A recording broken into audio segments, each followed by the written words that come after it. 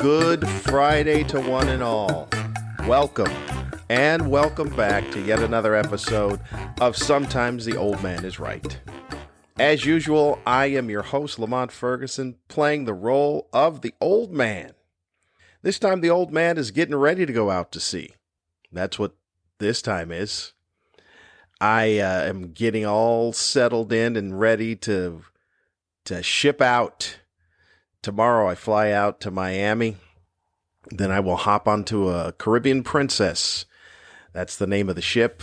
On Sunday, Super Bowl Sunday, where I will watch the Super Bowl on the ship with the folks there. Just a week out.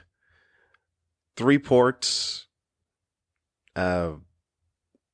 Jamaica's one of them. The Princess Island. Every cruise line owns their own private island. So I'll go to the Princess Island. And then Jamaica and Cozumel. Those will be the 3 ports, and then back home. That's what I'm up to. How you doing? How was your week? What's the good word? I hope your week was good. Mine was all right. Thank you for asking. I know you always ask because that's the type of people you are. My week was decent. I am, you know what I forgot to do last week when I did the podcast? I forgot to tell you what episode it was. It was episode 20. So it doesn't really matter because 20 has no significance other than the fact that it's 20. It's 2 X's in Roman numerals. Are we still teaching kids Roman numerals? Is that still a thing? I have all that information. The only time they really come in handy is when you're trying to either look at what the Super Bowl is or at the end of movies.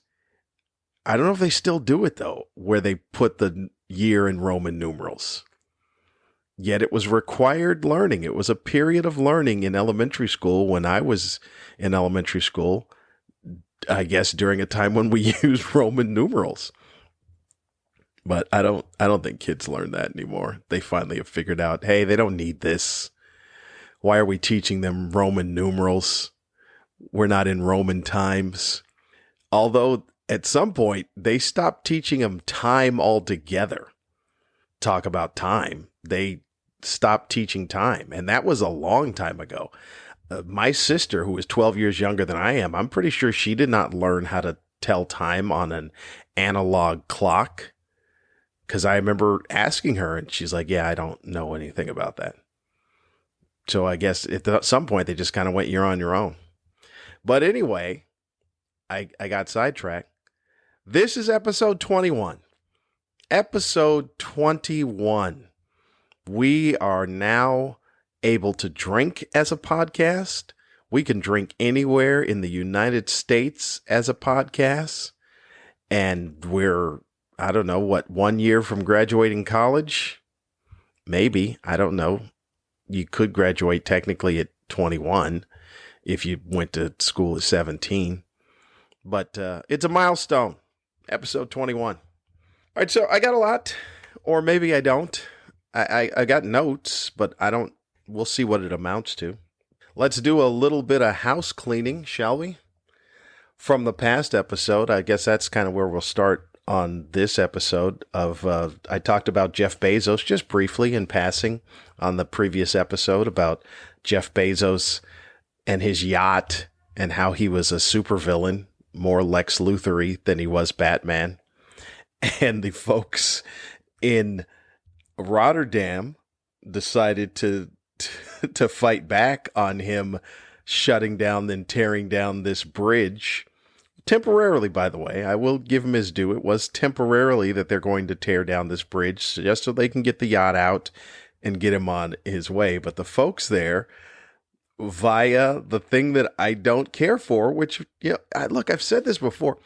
Social media is the greatest and the worst invention that we have ever come up with. It's both at the same time. And so the folks there have now decided, well, enough is enough of this nonsense that he's going to have the bridge dismantled. Let's not say tear down, dismantled. And they, through social media, through Facebook, have decided we are going to have a party when he gets his yacht shipped out to throw eggs at the yacht. Now, I don't condone this behavior because you're really ruining and defacing property, but it is kind of funny. It is funny that the folks of Rotterdam, this Dutch city, has decided, you know what? Enough of this nonsense. We're going to throw eggs at his super yacht. Here was the post. This is the funniest thing. The post, calling all Rotterdammers. Now I know what the name of the people there is. It may be a better name than that. Rotterdam. Although Rotterdammers sounds like be a good sports name. Like if I was D.C., Washington, D.C., the Washington formerly Redskins, and formerly the Washington football team, I'd move the team to Rotterdam so we could just be called the Rotterdammers. That's much better than, what are they called now? The Sentinels, the Guardians, Guardians is Cleveland. I don't remember what. Again, I didn't do the research before something popped into my head. Whatever the Washington football team is now, they'd be much better off as the Rotterdammers, because that's got some oomph to it. So someone put up a post saying, calling all Rotterdammers, take a box of rotten eggs with you and let's throw them en masse at Jeff's super yacht when it sails through the Hef in Rotterdam. First of all, there's a lot going on in that little post. I don't know where you get rotten eggs. Like, I don't know. I don't know if eggs have been in my house long enough to become rotten. And I don't know where you would get a whole bunch of rotten eggs. But the idea that you could just bring eggs, bring regular eggs. But the idea that they're rotten eggs, that's odd. But this is what tells you how smart other countries are compared to America. Because, I say that we're not bright. Look at their posts. This was a Facebook post that said, let's throw them en masse at Jeff's super yacht. You think anybody in America has ever put the words en masse in their Facebook post? No. Collectively, America does not have the intelligence to compose a Facebook post that sounds that intellectual. Let's throw them en masse. No, you know what the American post would be? You know what it'd say? It's like, calling all patriots, bring your eggs and we're going to light that shit up. That's an American post. That was the American translation of that post from Rotterdam. Let's throw them en masse at Jeff's super yacht. It'd be like, no, come on, patriots. Let's light that shit up. So they put that post up. Here's the funniest thing. I guess it was done as an invite because more than 14,000 people were interested. That's a funny way to put it. Like, you know what? I'm going to go ahead and click interested in that event because it's intriguing. I can't commit right now. There's some other things that us as Rotterdammers have to do. But right now, put me down as a maybe. Put me down as a maybe in the interested level. 4,000 people said they will attend. 4,000 are like, yeah, I got nothing else to do. Come on, I've been waiting for this. Let's go. And then 14,000 people just went, maybe. Let me check with the missus. See what we've got planned for that weekend. So that is the update on that, which is funny to me. As you can tell, I'm tickled by it. And speaking of cruises, I was supposed to talk about this last week, and I completely forgot. Crystal Cruises. Anyone following the Crystal Cruise saga? Here's what happened with Crystal Cruises. Now, here's the update on the saga before even giving you the saga. This is so they're done. They're out of business. They have suspended all operations. But Crystal Cruises was in the news for a while because they kept ducking creditors. And it was intriguing to me. The whole story was intriguing to me because of the idea that they owed $4 million in fuel. So they had passengers on. when a judge ordered that once they came back to America, then their creditors could seize the cruise ship. So instead of coming back to America, they just would go to other places. So in essence, these passengers were kind of held hostage because they ended up going to the Bahamas as opposed to coming back home to America. And they were whining, we're being held hostage by pirates on the ship with all the luxury of a cruise ship, but they're pirates. Anyway, they had two ships and they kept ducking these creditors. And I take a weird angle on this thing. I feel, if you had plans to go back home and now you're kind of trapped on the ship, it's unfortunate. I get it. I have a little bit of compassion for the passengers. So maybe that part isn't right. Maybe you could figure out a better way to do it. But as a person who has had creditors hound him at points in his life, I root for that ship. And I get it. I know what all of you are saying. Oh, just pay your bills. You should just pay. Well, sometimes life happens. And sometimes you just can't.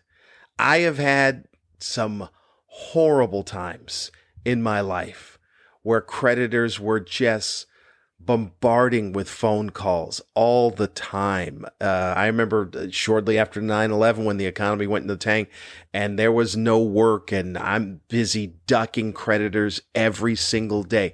It is the most stressful thing to try and get through the week. You go, oh man, what time can I answer the phone? It looks like I can answer the phone after 9 p.m.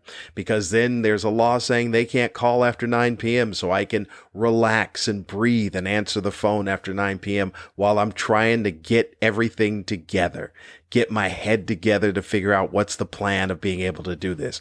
And that part of me rooted for Crystal Cruises because I know what they were doing.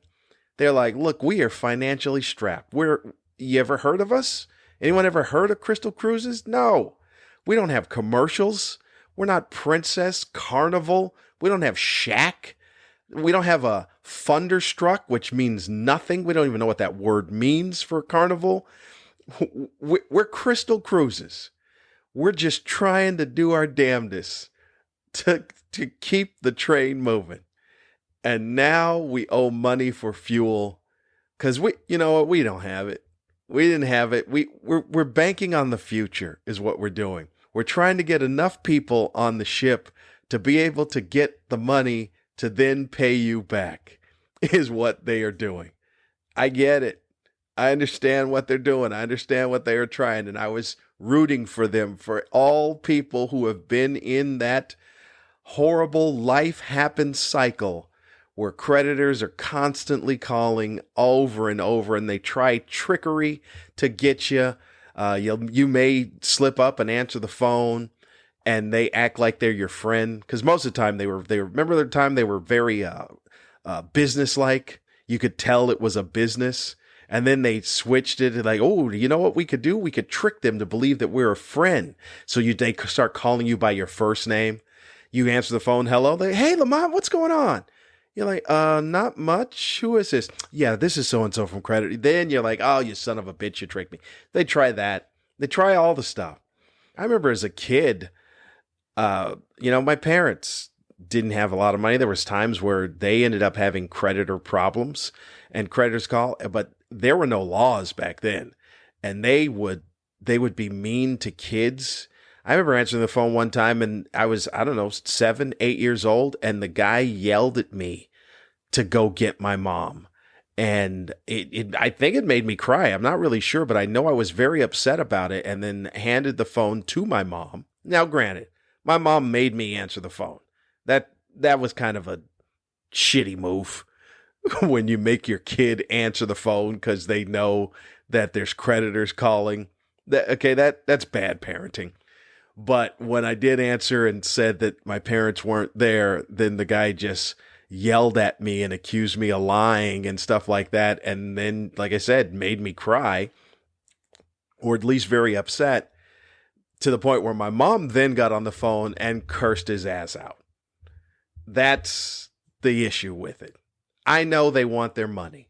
I understand that they're owed this money. But a lot of people aren't out to dupe creditors. They're out because shit happens in life. And they thought something was going to happen and it didn't happen. And then they end up in this thing. And because of that, that's why I was rooting for Crystal Cruises. I'm like, yeah, you keep ducking those people. You keep going from island to island and keep booking more cruises till you can pull yourself up and get out of this mess. I was rooting for them. They didn't make it. So that is the update on Crystal Cruises. I thought they'd make it, but I can understand. I'm not saying it's right. I'm just saying I can understand your plight. The other story that I saw that got me, I know what, it's weird. It didn't get me that fired up because I just knew what it was. And I just knew how people react to things, especially on social media. It is a knee-jerk thing. It is not a research thing. It's not a, hey, let me go look on, find out before I comment thing. It's, oh, I read a headline and now I'm going to comment on it because these are my thoughts. I don't know how we thought that social media was going to be a good idea. Here, we're going to have a platform where any and everyone can just spew whatever nonsense is rattling around in their head. What could go wrong? What could go wrong with that idea? The headline read, Dave Chappelle blocks affordable housing in Yellow Springs, Ohio, which is where he lives. That was all the headline said. Then the story may say something else. I did read one of the stories before I did the research, and at the end, they had to put their opinion in. And that's when I was like, yeah, I told you last week, there's no more journalism. Journalism is dead. Is that even a course in college anymore? With the who's, the what's, where's, how's, why? Because none of that is applicable to journalism today. They may give you who and what, and then comes my opinion as to why. Because it's not factual. The headline, very titillating. Dave Chappelle shuts down affordable housing in Yellow Springs. And I saw comment after comment of people, oh, this is so heartbreaking. This is what? Oh, yeah, he's such an elitist. He's this, he's that. I'm like, did you read the story? Did you actually? The video is up of the town hall meeting where you can get the details of it. You can see Dave talking about it in this particular town, but I don't think, people don't have time for that. That's why they started putting things on social media where it says, this is the story, and then they'll put a time. They'll put about a 2-minute read, like to let you know, if you want to go ahead and read this article, this is how long it's going to take you to read this article, just so you know ahead of time. And that part I do get, because I can tell you how many times, or I can't tell you how many times somebody's put up a post, and if I have to click see more, if that goes down more than one extra paragraph, I'm out. I'm not going to read anymore. So I do get it. But when it comes to an article, I want to see what's going on in the article. A post is one thing. A post is a person rattling on, whatever it is that they're saying. I think the word's prattle. I don't know what rattling on, like they got sabers. The heck's wrong with me? But yeah, a post is just a person prattling on about what they're saying. But an article, I want to see what the article is. So I will go ahead and read the article in its entirety. I don't care how long it is. It's not going to inconvenience me. That's the weird thing. They put up, oh, it's about a 2-minute read. Oh, what? To take away from the 2 minutes of scrolling of nonsense that you see on social media? Hey, we're going to let you know that if you go into this article, it's going to take 2 minutes away from the other 2 minutes that fill your life with nothing, of unsubstantial nothingness. So we're letting you know, if you read an article, that this is how much time it'll take away. So it's just dumb. So I read articles and I checked on it because I'm like, why? Why? The headline says he blocks affordable housing. That's a weird way to put it. So you read and you see the video and you see what else is going on. And in essence, everyone in the town wanted to not have this affordable housing, quote unquote, affordable housing. Because according to Dave and other people, that it wasn't affordable housing. It was housing for people with money that would bring in outsiders that just would buy the property and not have anything that's attached to the community itself. And they want to keep the community local is what the issue is. And that's not what that development was going to bring to the town. But irresponsible journalism, or, man, I'd hate to be on this side of the thing, but it does seem like it is a very left-leaning liberal because Dave has that issue with the transgender community that this is a chance to take a hit at him. And through most media which leans left, this is their chance. And I hate to sound like that. I hate to sound like the crazies on the right. But maybe there's something in the middle that we both agree upon, that this is what's happening on this. So, yeah, it's a ridiculous thing. It's just another way to bring Dave into the news cycle, to continually bring up the quote-unquote controversy from his last Netflix special. Because that was one of the articles. One of the articles went through details of it, still didn't tell you why, but went through details. Last paragraph, Dave has been embroiled in a controversy with the transgender community due to his comments at the last Netflix. Like, what does that have to do with this? That was your opinion injected into the article because that's what you really wanted to say and get out. As I said, journalism is dead. There is no such thing as journalism anymore. Speaking of which, not even journalism, but, I've got friends, as minimal as they are, and that's by choice, by the way. I probably could have more friends. I don't know if I could. Maybe if I just push down everything inside of me that I believe in, I could have more friends. If I push down every hateful thought that I have about humans in general, oh, what a wonderful group of friends I would have. But I've got a handful of friends. And some of those friends sit on the other side of the thoughts and political ledger. I don't even know where I sit politically, to tell you the truth. I really don't. I sit common sense. And some of the people that I have friends don't sit common sense. I sit common sense and critical thinking. And I have people that are not on that bandwagon.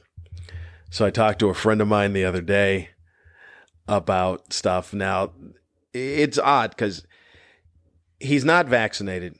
But here's the weird thing about some of the people. We are so fractured as a society into so many different subgroups that you have to make sure what group you stand with, that even if it comes at the cost of you making your own group, which then adds to the amount of groups that there are.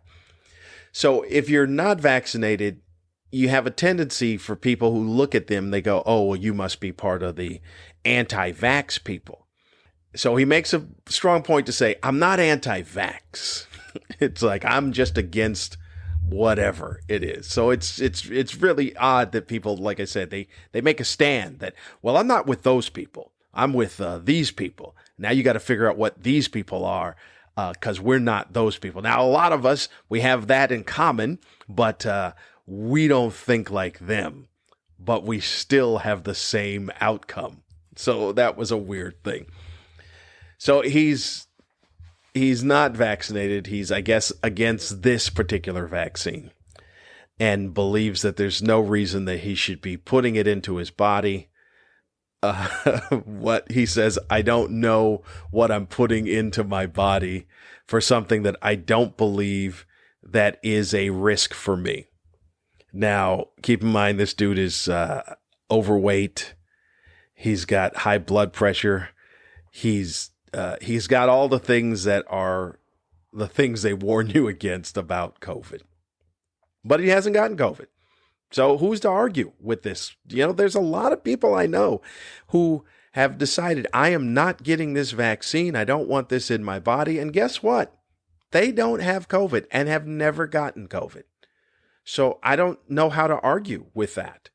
It's a weird thing where the medical professionals like, you got to get this, it protects you, blah, blah, blah. But when you've got people that are walking around constantly not being careful, don't even care. And do you look at them? Healthy as a horse. Not one bit of COVID for them. So I don't know if COVID is repelled by just a blissful, I don't know. I think I was going to say glee and blissful, and I ended up with glissful. And as soon as it came out, I'm like, that's not a word. I know for a fact that's not a word. I know that's no gazpacho. I know for a fact that's the wrong word. By the way, that was a reference to Marjorie Taylor Greene, who got Gestapo and gazpacho mixed up, which was bizarre. But yeah, I don't know if COVID is just repelled by a blissful ignorance. Like, have we looked into that? It's a point where, like, if you don't believe it's that important, then the odds are that you're not going to get it. Because that's what I see. A lot of people that are not getting it.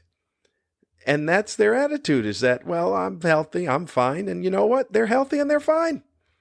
Now, there have been other people that had that attitude and they died. So I don't know how you argue against it, how you combat it. But yeah, this dude, he's like, yeah, I'm not going to get it and I don't see anything about it and blah, blah, blah. And this dude has all the factors that should have killed him with COVID.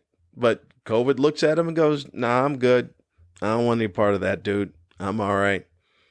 And like I said, I don't know how you argue against it. I have no idea. But he did say something that I thought I'm going to bring up to the folks here. Because I mentioned saying, look, I'm on the other side. I'm fully vaccinated plus a booster. And yes, I did get COVID, but I was aware that there was a possibility of me getting COVID, because from the beginning, I don't recall any time where any medical official said that getting the vaccine would prevent you from getting COVID. I don't recall that. I remember in the beginning when it was released, Dr. Fauci and other officials saying, they said this will all but guarantee that if you do get COVID, you will not have to go to the hospital. I remember that. I remember that very vividly. And I'm sure I could pull up video and articles of that statement. But my friend said in the beginning, they said that the vaccine would prevent you from getting COVID, which I then said I did not hear that at all. And what I should have done, but I don't want to argue. I don't get into these arguments on this nonsense anymore. I just don't. Do what you want to do. That's your life. Good on you. You want to get the vaccine. You don't want to get the vaccine. Do you? I'm good. And if something happens to you, that was your choice. I'm not going to cry over you. I'm not going to say, oh, I wish you to listen. I'm not. I'm going to go on with my life. I'm going to say, hey, I hope you're happy with what the consequences of your decision were. Simple as that. I'll see you when I see you. If there's an afterlife, I'll see you on the afterlife, and we'll laugh about this. But I'm not over losing any sleep over people that want to make decisions for their own lives and they don't work out. So whatever. But I should have asked and said, I need you to show me where it is you saw that medical officials said that this vaccine was going to prevent anyone and everyone from getting COVID. Because I don't recall that. And I'm pretty good on my comprehension. I'm pretty good on all comprehension of things that I look at and listen to and read, that I can get out of it what exactly they're saying in the article or in the news story or in the video, whatever it is. My comprehension's pretty good. It is not skewed by political beliefs. I'm not angry because my guy lost, so therefore whatever you say is the opposite of that. I'm not that. I can understand what's going on. I'm a pretty smart man. I'm gonna just leave it at that. I'm a pretty smart man. So if anyone post comment somewhere where I can see this, where initially it was said that the COVID vaccine was going to prevent the spread and the causation of you getting COVID, because I do not recall that. And I was pretty invested in it, because in the early days of the pandemic, I was playing around with some stock stuff, and I invested in Moderna when it was $19 a share. So I paid close attention to the test results, the clinical trial results that came out of this, and I know that I don't recall anything saying that this prevented it. So if you've got it, I'd like to see it. That's what I'm saying. I'm proposing, if you've got it, I'd like to see it. I just don't understand the idea of people so hell-bent on their thoughts and beliefs, and it ends up screwing up their comprehension. So the other thing that this is, well, I don't even know what this story is about. This past weekend, I went to Solvang, California. Solvang is a Danish community. And the historical thing about Solvang is just a group of Dutch settlers in America that decided they want their own thing, their own little community. And so they built one. They built it in Solvang. And you go around and you look at all the little shops and you see the historical stuff like that. And look, as a black man, well, from a mostly black man, it made me think more and more about what has taken place in America in regards to black people. Because, the big thing now is with the critical race theory, and that doesn't really exist, by the way. It's not taught anywhere, but it is a buzzword to get conservatives up in arms about, we can't do this. And so then they start banning books, and they start telling kids, you can't say this, you can't say that. And even my friend, he's like, oh yeah, because I'm white, I'm the oppressor. Like, dude, no.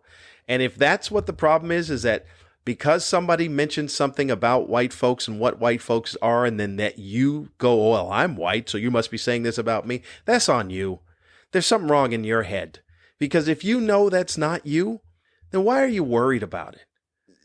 We're talking about stuff that is historically correct. We're not saying that because of your DNA that this is what you will do. This is not Minority Report. We're saying that historically, people who look like you did this. What are you going to do with that information?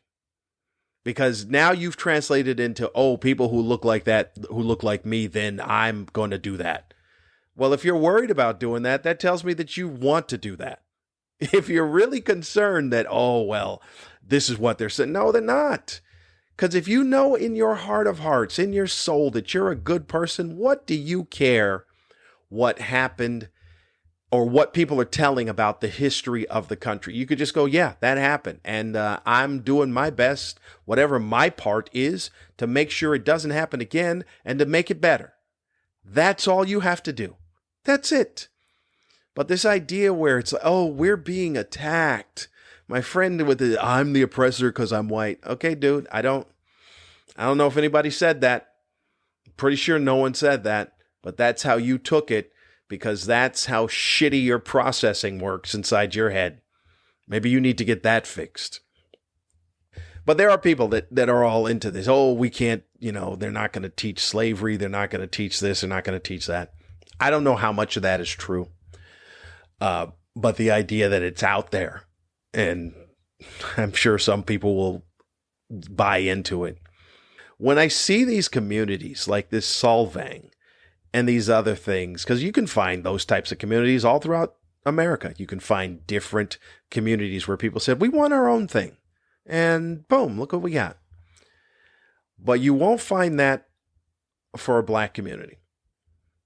For some reason, you won't find that for a black community. Even if a black community said we wanted to have our own thing, go back historically and look at what happened to any time a black community said we want our own thing. A group of white people came in and burned it to the ground. That's not me being hyperbolic. That's historical facts. Tulsa, Oklahoma, the Rosewood. You can go down a list of wherever that place was where there was a swimming pool that black people have, and they came in and just covered up the pool. There's an entire town that was a lake that had a lake, and they filled that. It's always something that whatever it is, this hatred towards black people that has been for a long time in the country. I'm not saying it's still as prevalent, but there's still pockets of it. But that is an issue. And so the whole time I was there in Solvang, I was like, yeah, this is nice. It'd been nice to be able to see what a black community would have looked like had people just left it alone. But we don't have anything in this country where people left it alone. Because now if you want to see the black part of somewhere, it's going to be the most poverty-stricken, most rundown, gang-riddled place that you'll find. Yeah, that's the black section of town. That's where the black folks settled at some point. But you won't find anything that is successful. The talk is historically that Tulsa was like Black Wall Street, burned down to the ground. And that's just how it is. So this idea that you can't teach this and you can't refer to it, we just have to pick up from where we left off, is a weird mentality. It is a white fragility that I don't really understand. I mean, there are thoughts that I have that I don't believe are true. Or at least I don't want to believe are true.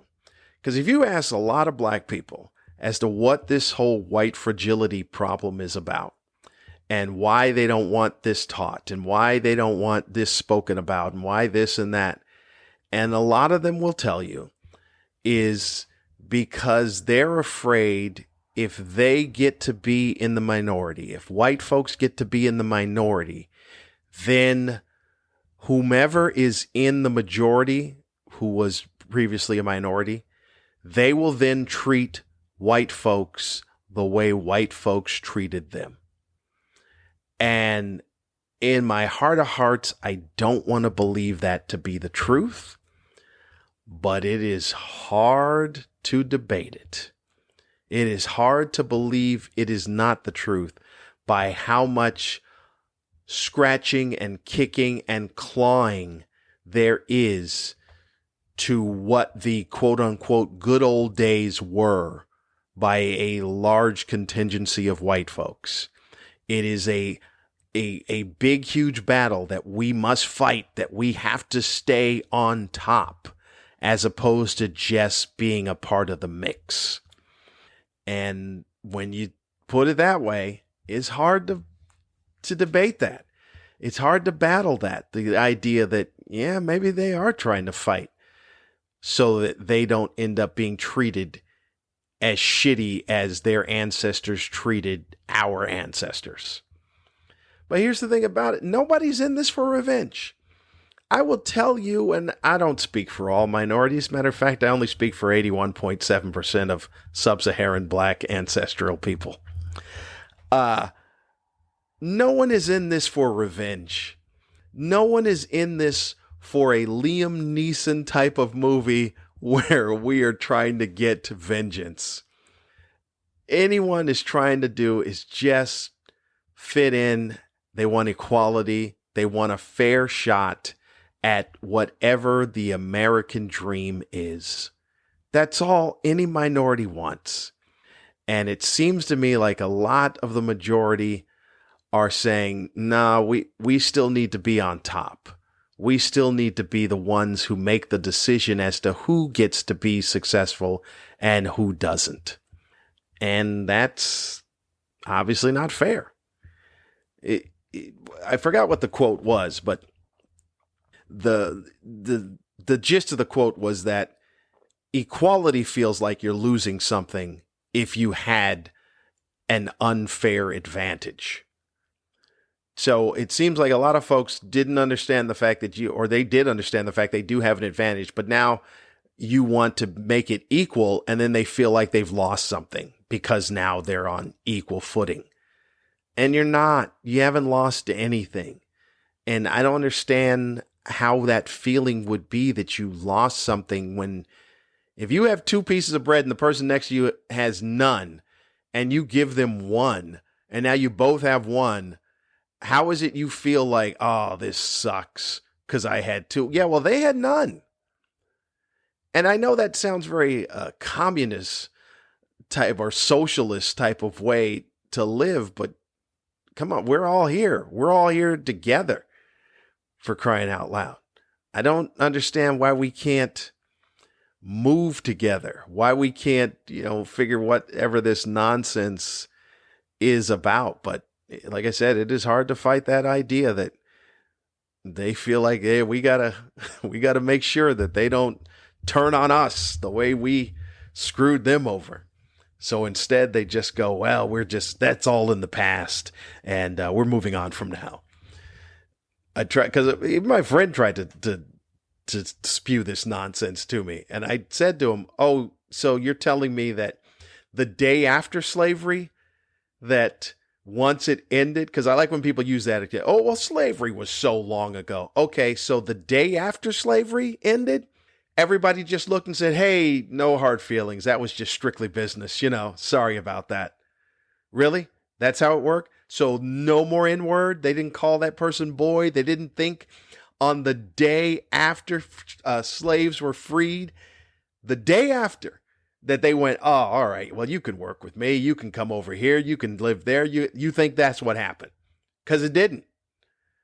It didn't.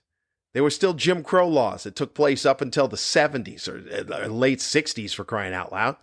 Those were still in place. That was 100 years after slavery ended. So this idea that, oh, that was so long ago, what's the phrase? You can miss me with that bullshit. You can miss me with that bullshit. My friend asked me about what I thought about the Canadian truckers.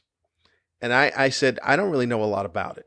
I said, I know I have friends that live up there in Ottawa, and they are annoyed by it, and that there's a large contingency when you have these people that want to stand up for whatever it is they believe in. There'll be a contingency that comes out that abuses it. And I know that those are the people, there's a lot of people there that are doing that just kind of fringe people that are abusing it and acting up and defacing and defiling the tomb of the unknown soldier and all this other nonsense that's going on. He said, well, yeah, there's always going to be that. But there's times where you have to be able to listen to the people that have And I thought, wait a minute. You're the same dude that had such an issue with all the protests about George Floyd and all the other stuff that took place. You went, look at the looting, look at the rioting, look at this. And people were saying the same thing about, well, in that there's always going to be this contingency that comes in that just wants to do. You didn't say, well, they should listen to the other people that are protesting. You said, no, they need to shut this down. So you see what I'm saying? It always works well for them. This dude would tell you to your face he is not racist or he doesn't see color and stuff like that, which to the most extent you would say, yeah, you're right. But when it comes to right down to brass tacks, I side with the people that look like me. That's what it boils down to. I side with the people that look like me. And you can't use an argument of saying we should listen to them and just kind of brush off the people that are the wild people that are going crazy. He also believes that the January 6th was not an insurrection. And the way that he categorized it is by saying that, well, the insurrection, that has to do with people showing up with automatic weapons. So there's all these specifics that have to go on. And I think we were talking about it on the other podcast about, man, as horrible as it would be, I wish they would have gotten a hold of one of the political leaders that they were looking for. I wish they'd have gotten a hold of Nancy Pelosi or Mike Pence and seen what their spin would be then. Oh, it was a political discourse is what the GOP officially said. And my friend's like, oh, this was not. This was just a regular type of riot. I don't remember a riot where they stormed a federal building. I don't remember that. Unless a Target is now a federal building. I don't recall any part of that. But again, like I said, they look like him. So he can find any way to justify anything that looks like him. So therefore, I'll give him a pass. But those folks that were taking over that Target and looting this and looting that store, they don't look like me. So those criminals need to be prosecuted. And that has nothing to do with being racist. It has to do with identifying with your tribe. And there may be a bias that you're not aware of that takes place in these things that you just never saw before.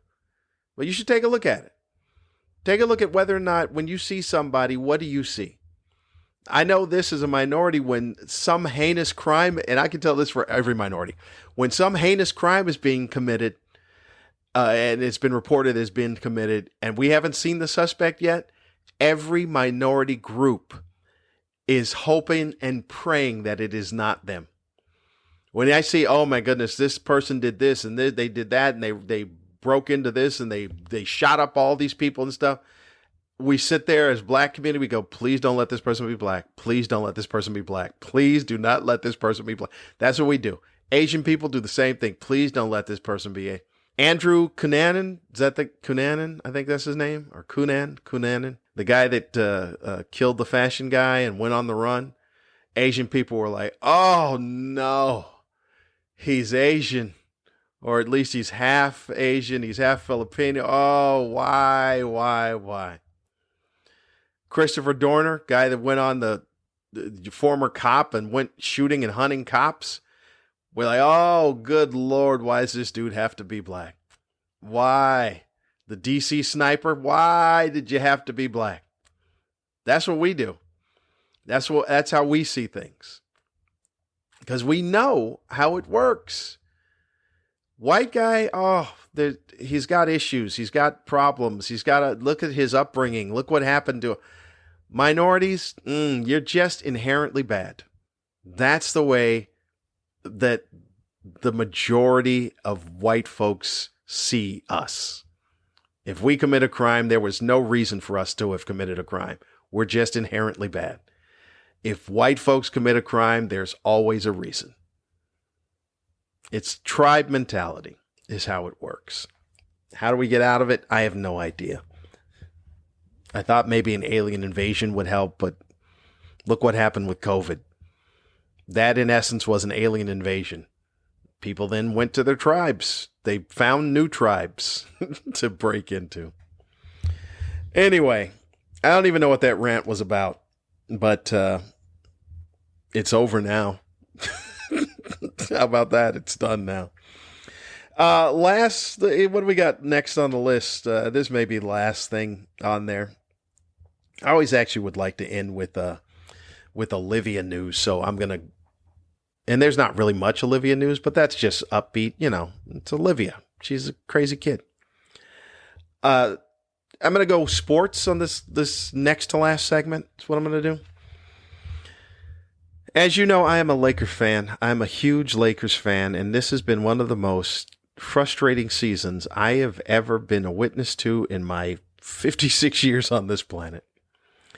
It is a team with two superstars on it, well, three if you count Russell Westbrook on it, that can't figure out how to win, can't figure out what to do, can't figure out their identity, don't know what's going on. We just had the trading deadline. The Lakers were unable to make any moves because they leveraged all their moves, their ability to make any moves, into this one season of all or nothing that is turned into nothing.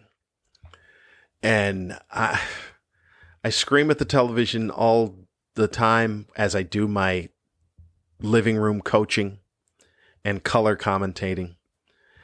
And the game recently where they lost to Portland, and every Laker fan and every Laker insider, every former Laker says it's the lowest point ever. And it is. It was rock bottom. I couldn't understand. You got blown out by Milwaukee the night before, and then you go into Portland, and Portland barely has a team, and then you lose to them.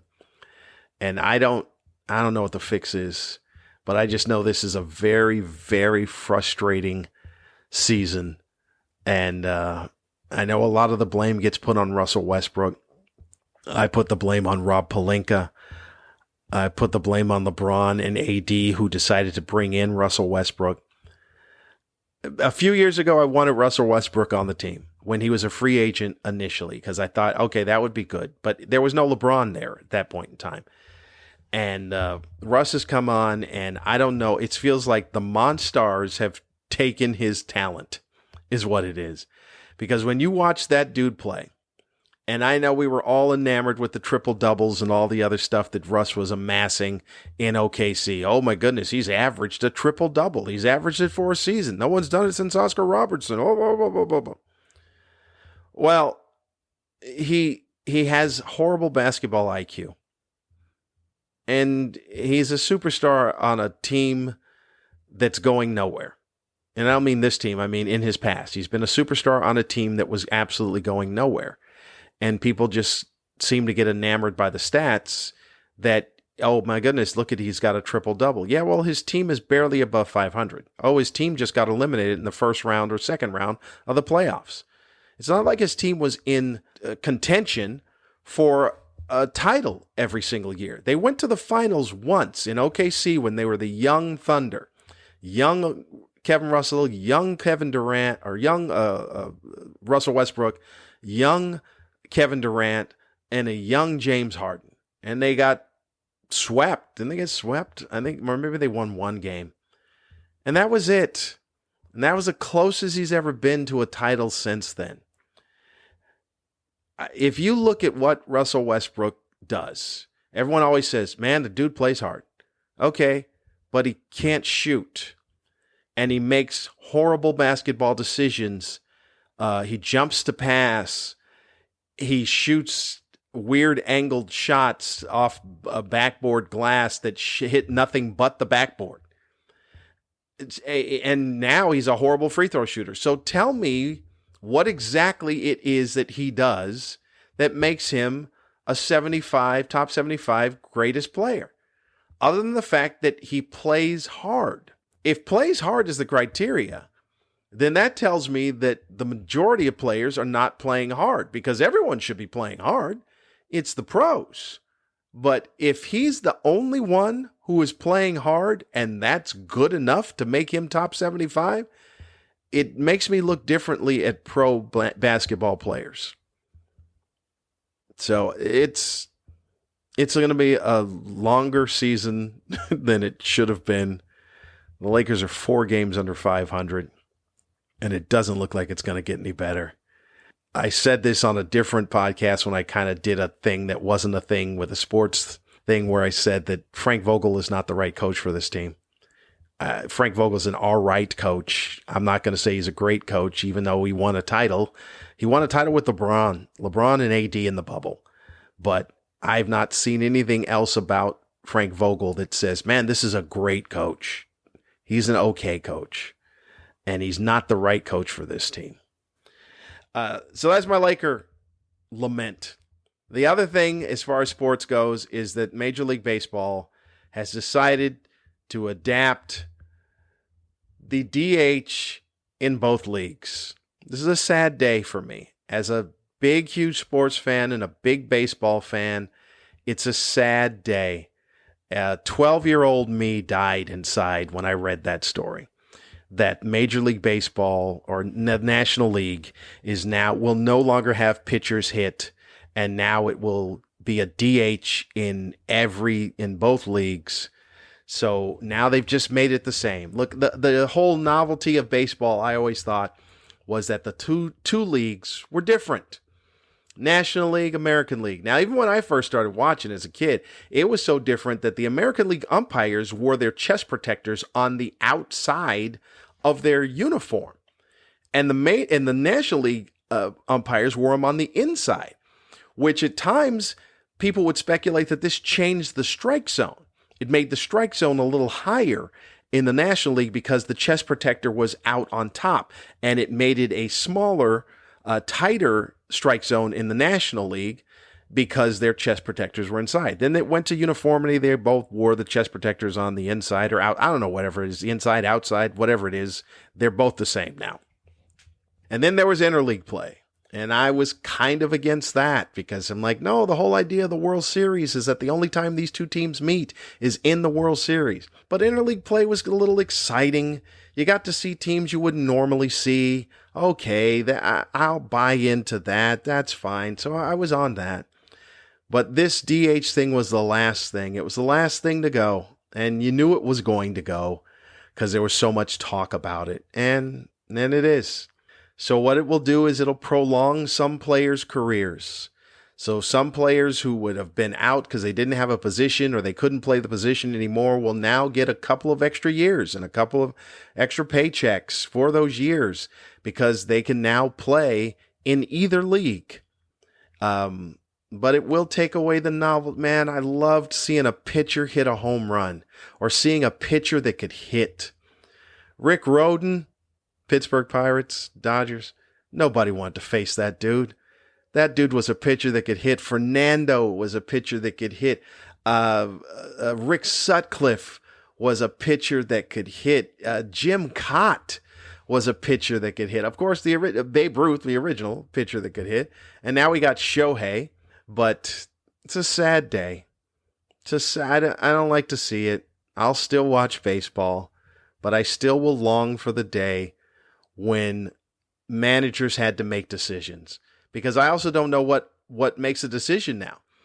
I've seen major American League managers. I don't find them to be anything spectacular. Okay, you've rolled a lineup out and everybody can hit. All right, we get it. Now you know when to pull this pitcher because he's not pitching well. But what about, hey, do I pull this pitcher now because he's coming up to bat soon or what? You know, it was all the strategy that took place in the National League and all these different changes to the game. And I know I sound like old man, get off my lawn on some of these things, but the minimal amount of pitchers or batters that a pitcher would have to face, I didn't like that either because I did like the strategy. Like, okay, you know what? This guy's coming up. No, now I'm going to go take this guy out and bring another guy. I know it did lengthen the game, but as far as I'm concerned, baseball is chess.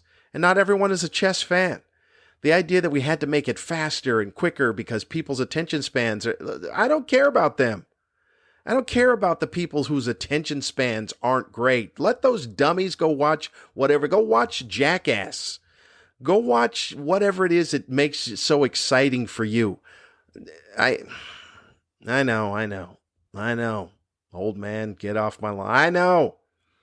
Whatever. All right, folks, that's about it. I've prattled on long enough. Been a good week with Olivia. Not much exciting happening. She's creating a diorama with something to do with water. I don't really know what's going on in class. There hasn't been much on the rock collection aspect. She did tell me yesterday that it was a great day because her and her friends were sitting around at recess and after school telling scary stories or things that they thought were scary right when they would go to sleep. And I don't know, it sounded weird, but I now expect that.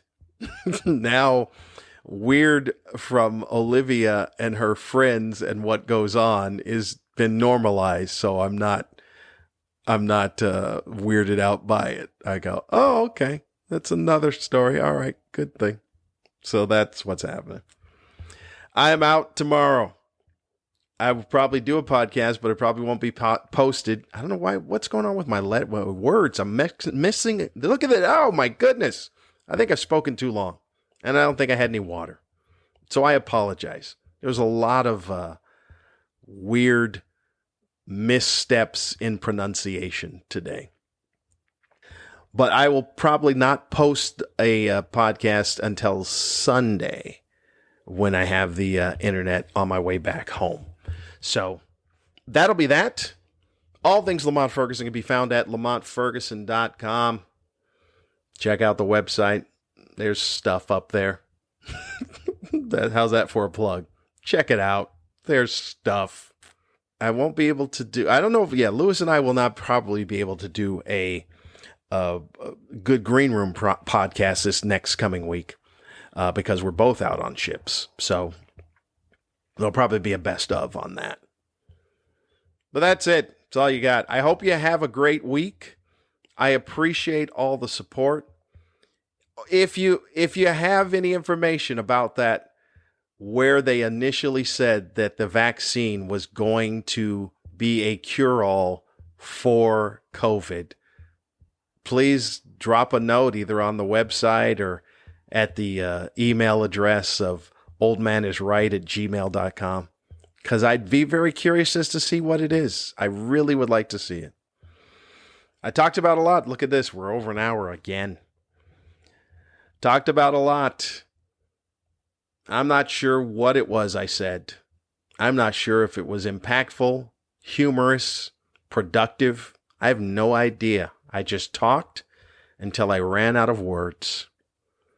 And some of the stuff I may have been off base. I know I was old man-ish on the baseball thing. I even told you during it I was old man on the baseball thing. Maybe I was painting with too broad of a brush on some of the race stuff. Maybe. I don't know. I don't think so, but maybe. As I said, old people, we've got a lot of opinions. Some of them we may be off base. But sometimes the old man is right. I'll see you next week.